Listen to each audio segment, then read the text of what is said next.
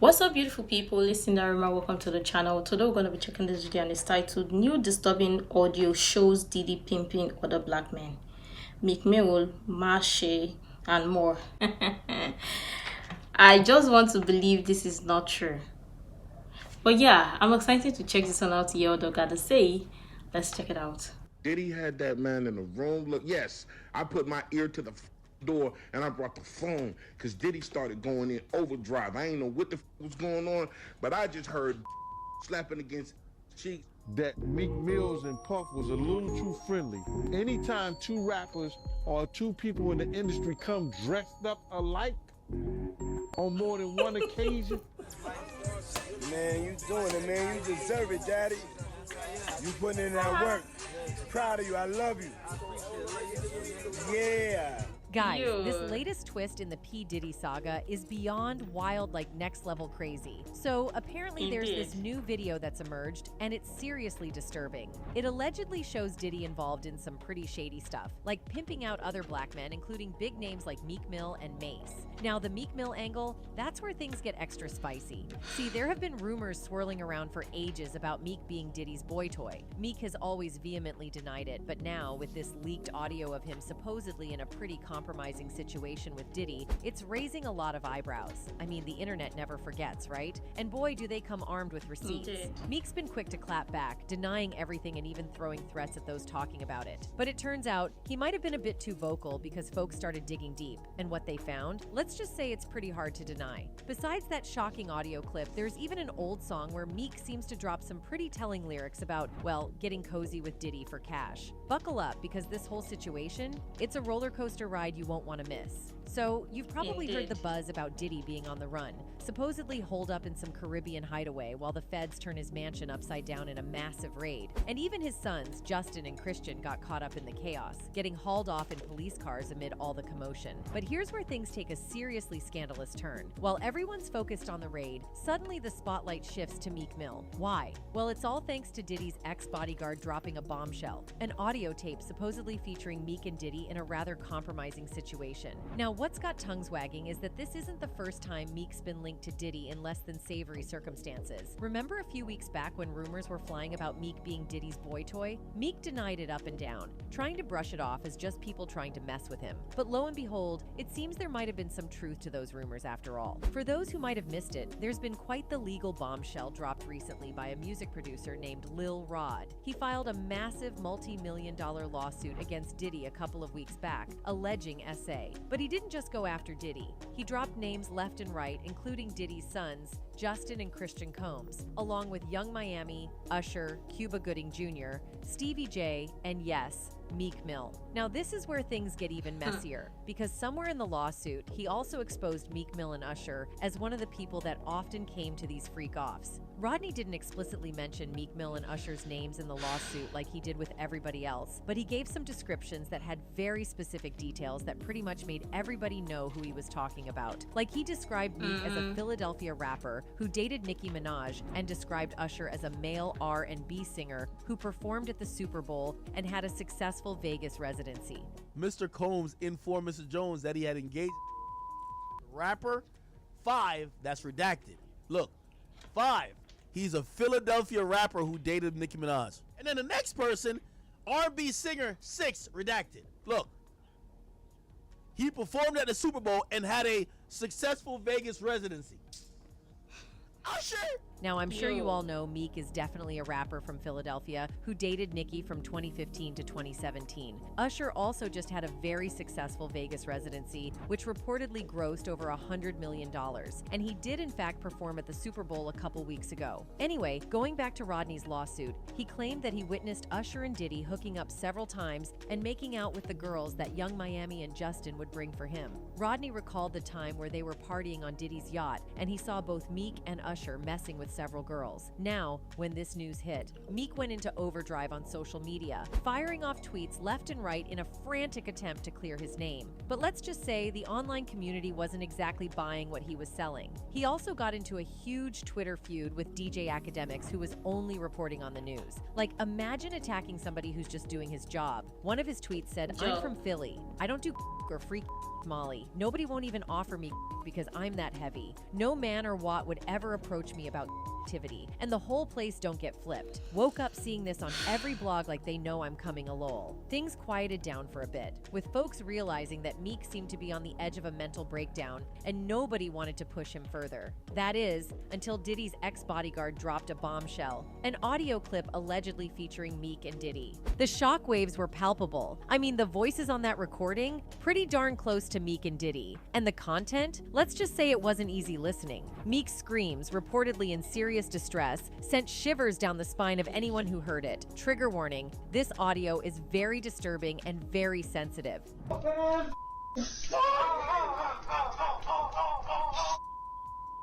Now, the ex-bodyguard in question, who recorded and leaked the audio, made an entire video narrating how it came out. He said it happened during one of Diddy's freak-offs, and he decided to lean by the door to record what he was hearing because he was shocked to see Meek allowing Diddy to pound him like this. He said Diddy intentionally spiked everybody's drinks at that party so they would be too drunk and too high to even know what's going on. But he didn't drink, and that's why he was sober enough to witness what he and Meek were doing.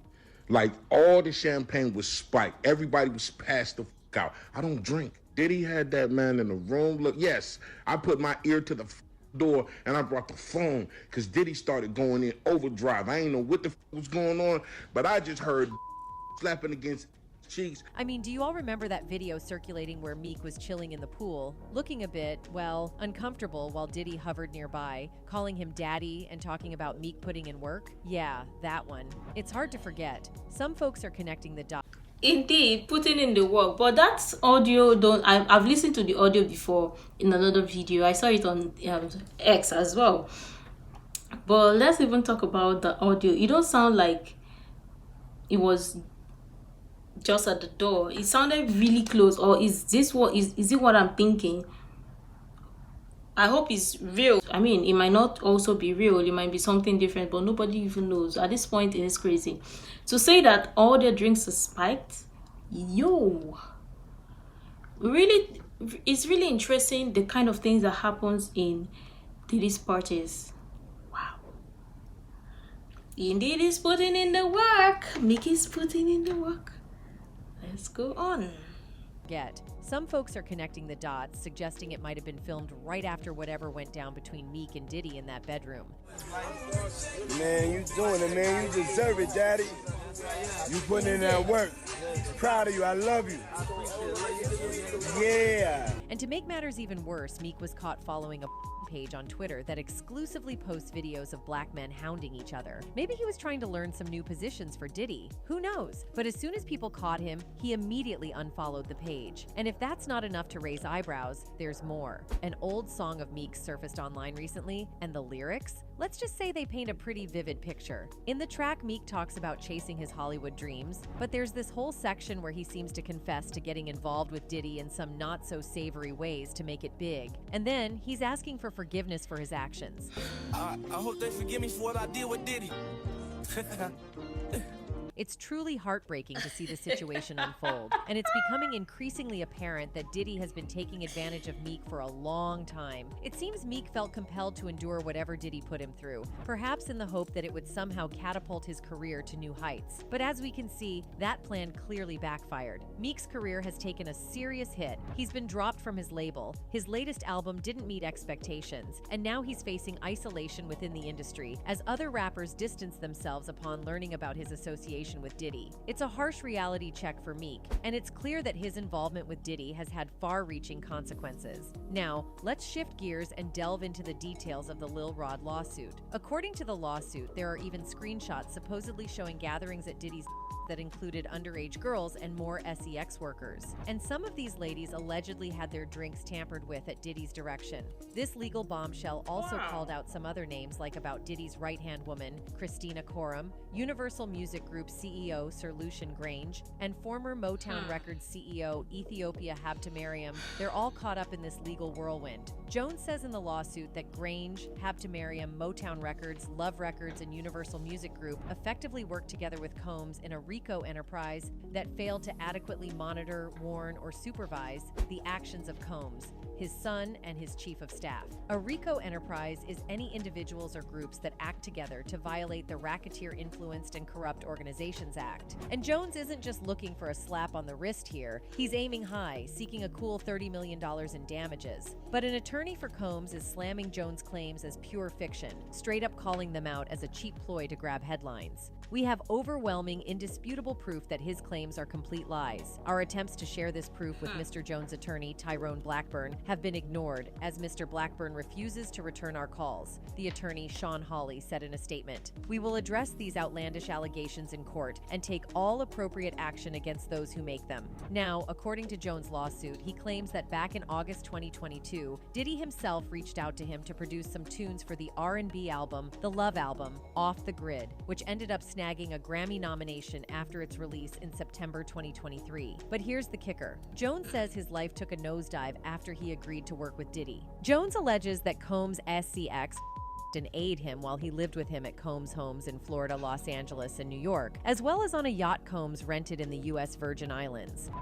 And A included constant, unsolicited, and unauthorized and touching of his A, according to the lawsuit. Jones says he was forced to work in Combs' bathroom as Combs showered in a glass enclosure. When he tried to raise the alarm about Diddy's behavior to Christina Coram, Diddy's right-hand woman, Jones claims she brushed it off as just friendly horseplay, stating that those acts were Mr. Combs' way of showing that he likes you. The lawsuit accuses Coram of aiding and abetting Combs' essay of Jones and of working with Combs to word him into accepting a homo relationship.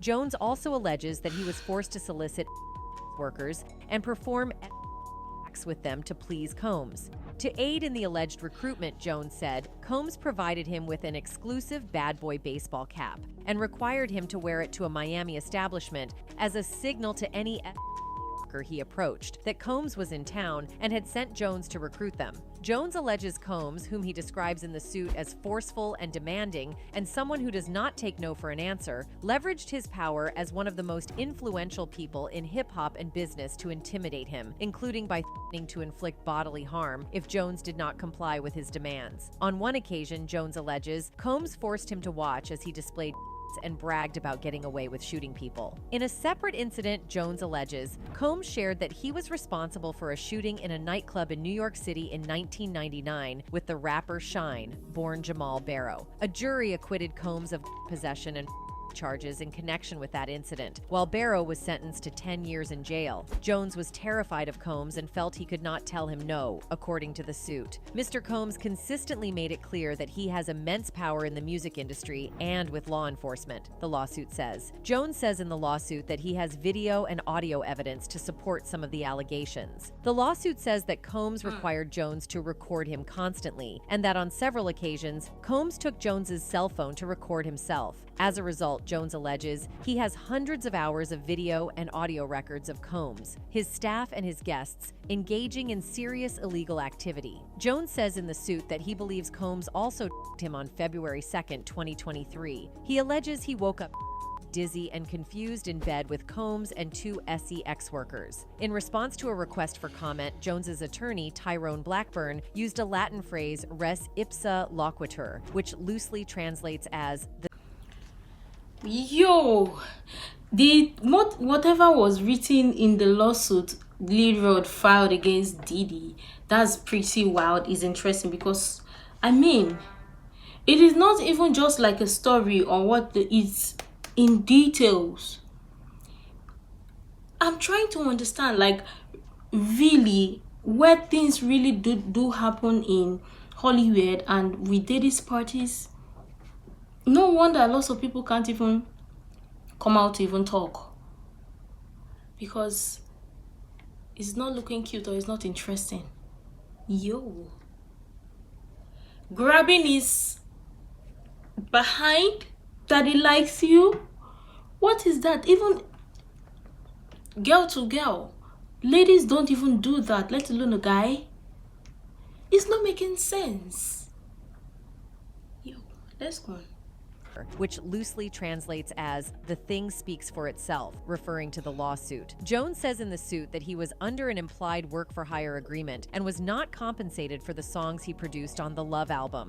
As a result, the lawsuit says Combs, Love Records, Motown Records, and Universal Music Group were all unjustly enriched at his expense. Guys, seriously, this lawsuit is off the charts. As we all know that before now, Diddy has been sued by 4 women who have accused him of S.A. Cassie, whose legal name is Cassandra Ventura, said Combs physically aided her and forced her to have sex with male while he got off on it and recorded the encounters. The lawsuit was settled the day after it was filed. The settlement was in no way an admission of wrongdoing, Combs' lawyer Ben Braffman has said. Following Cassie's lawsuit, 2 other women, Liza Gardner and Joey Dickerson Neal, have alleged in lawsuits that Combs S.A.'d them. And a woman identified as Jane Doe in court documents said Combs and 2 other men worded her when she was 17 and Combs was 34. Those 3 cases against Combs are still pending. In a statement in December, he denied the allegations, saying enough is enough, and called the claims against him sickening. Let me be absolutely clear. I did not do any of the awful things being alleged. I will fight for my name, my family, and for the truth, he said in the statement. Guys, this is crazy. The accusations flying around could seriously dent Diddy's legacy and his whole business empire.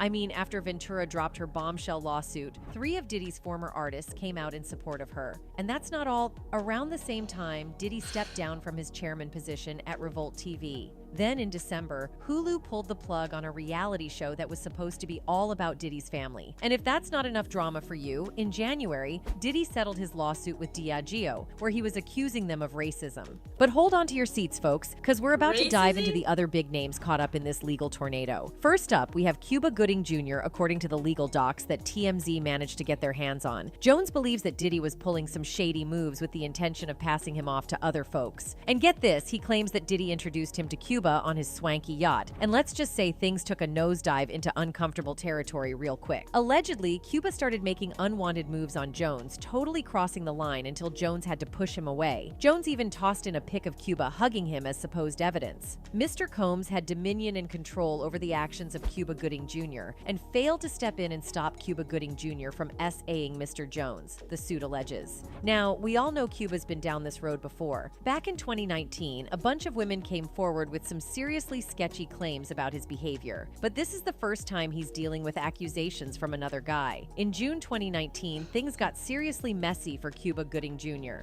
The found himself in hot water after an incident at a Times Square bar where he was accused of getting a little too handsy with a woman. But hold on, the legal roller coaster was far from over. Another charge was thrown his way, but Cuba managed to dodge the jail cell by striking up a plea deal. Fast forward to now, thanks to the Adult Survivors Act, which is the same law that allowed Cassie to sue Diddy last November, 2 alleged victims of Cuba have come forward with a fresh lawsuit. In this lawsuit from 2018, which the Times got their hands on, a woman claimed that while she was working as a cocktail waitress at Lavo Restaurant and Nightclub in New York, Gooding forced his tongue into her mouth without her consent. Gooding ended up pleading guilty to a forcible touching charge related to the incident. And the lawsuit filed just recently includes a chunk of the transcript from Gooding's testimony during that whole legal mess. When the judge asked him to describe what went down, he straight up admitted, "I kissed the waitress on her," and confirmed that he did it without her permission. In the 2019 filing, Kelsey Harbert spilled the tea, claiming she approached Gooding at the Magic Hour rooftop bar and lounge, hoping to meet the actor. But things took a dark turn when she ended up sitting next to Gooding's girlfriend. Harbert alleged that Gooding, being the total boundary crosser,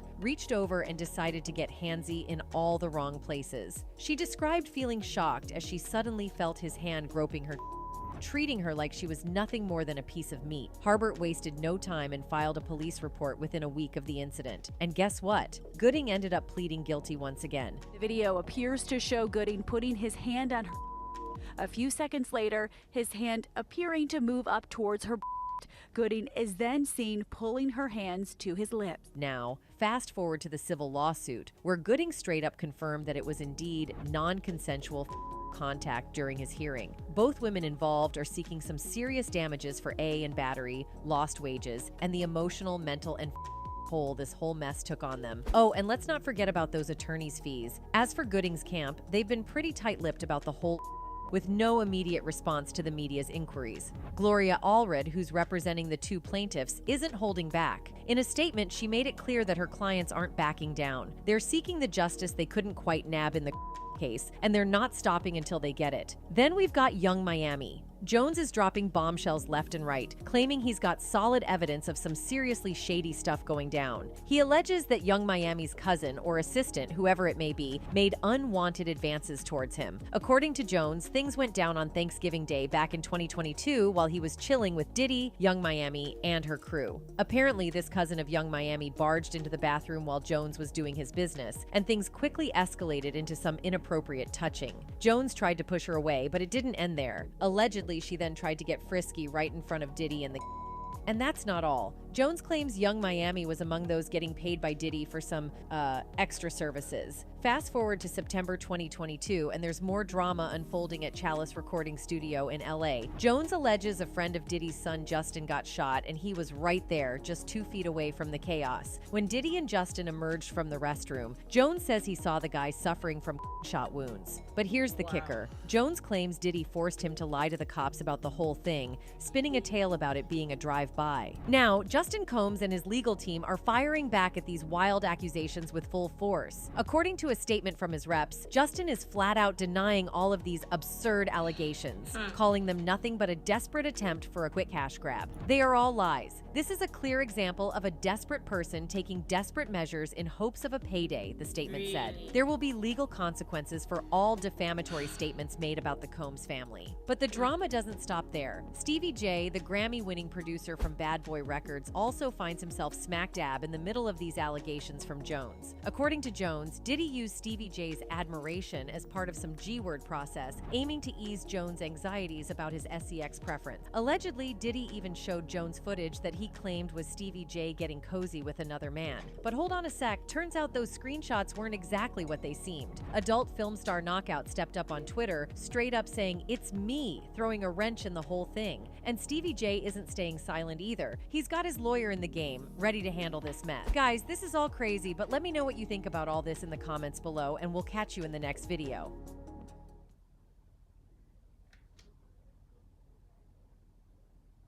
This is not making sense. But yo, this is wild, and just with this, lots of names are being revealed. Are people actually ready for other names that are going to be revealed or added to this? I don't think people will, because I mean, there are other bigger names or other people that are bigger or a lot bigger than what we have or what we're seeing here. And now people will start paying close attention to other information that are popping out or that are going to be popping out. But this is wild indeed. What exactly is going on in Hollywood? Because it is not making sense. It seems like every time they are being exposed, they are exposed with one thing or the same act or the exact same the exact same act. So I'm kind of asking, is it like it's a trend or it's common or it's just so popular in Hollywood that this is what they know and other things that they do? Like, what is going on? It is not making sense.